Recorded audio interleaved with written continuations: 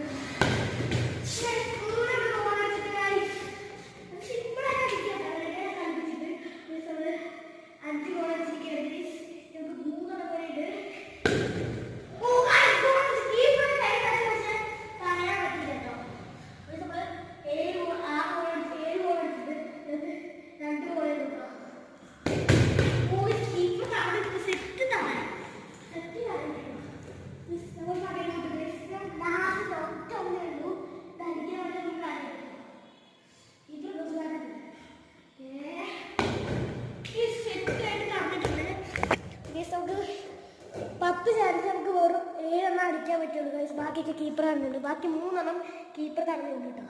പക്ഷെ അടുത്ത നമ്മളാണ് കീപ്പർ. ഇതിന്റെ പാർട്ട് 2 ആണ്.